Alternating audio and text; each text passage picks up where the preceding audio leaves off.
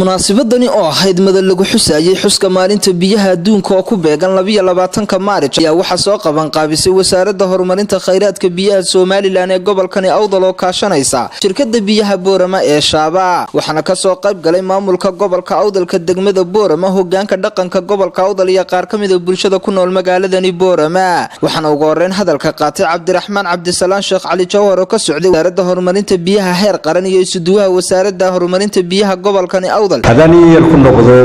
munaasabadan halkii lagu go'aamiyay 1992 kalfadhigii qaramada midoobay ayaa waxa la isla gartay balbiyuhu maadaama ay muhiim yihiin in hal maalin loo sameeyo aad iyo aad ugu mahadsantihiin inaad nagala soo qayb gashaan xafladan oo ujeedadeedu tahay sidii aynu u horumarin lahayn biyaha inta kadib maareeyaha shirkadda Shaaba Aadan Maxamuud Hoori ayaa ka xog waramay waxyaabihii uu qabsoomay muddada ay hayaan maamulka biyaha Boorama markii biyaha aan bilownay 8 guriga ahayd maanta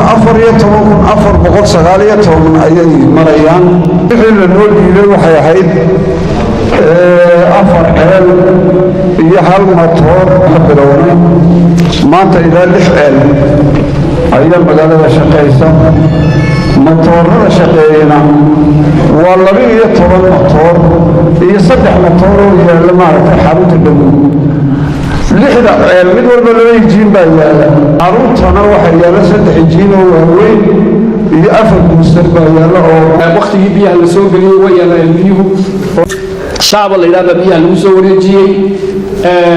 aad iyo aad bay u dadaaleen ma aha maalin lagu sheego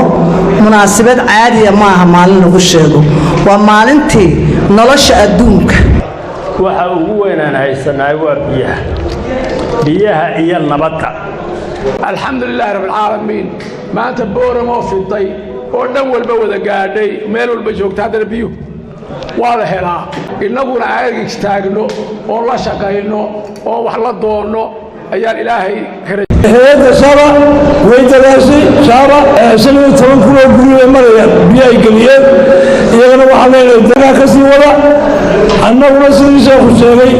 والنبو قلب تاغنين وحي أن نلقبا كرنو إلا أن نلقبا فرما الله شيخي ما تنقل عليا شارع وحاول قبا إلى كلكي لود ديبي كسوب حيلا وقبا نمان حيلا تعليم وأن يوحب ليلي أدبا يوحب ليلي يا بني بقادينا أنا وعدك أيام يلوق رجلنا أنا وياشة Boorama biyuhu waxa gashanayeen ilaa Ingiriisi 129 guri oo kaliya ayaa biyo lahaa waxay markii dambe Shaaba gacanta ku qabatay go'aan ku gaadheen inay sanadkiiba 1,650 guri ay sanadkiiba galiyaan maanta halkan waxa la isugu yimid xafladda xuska maalinta biyaha adduunka Shaaba waynu ognahay daahna nagama saarna inay service wanaagsan qabteen marka loo eego halkii aynu ka soo dhaqaaqnay iyo maanta halka aynu taagannahay shaqo fiican bay qabteen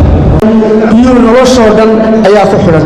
haddii biyo la waayana nolol ma jirayso shirkadda Shaaba way buuxisay kaalintii Boorama weliba waxaa laga doonayaa Boorama maahini gobolka Awdal oo dhan inay ku filaato Cabdisalaan Saha telefishinka qaranka Jamhuuriyadda Soomaaliland magaalada Boorama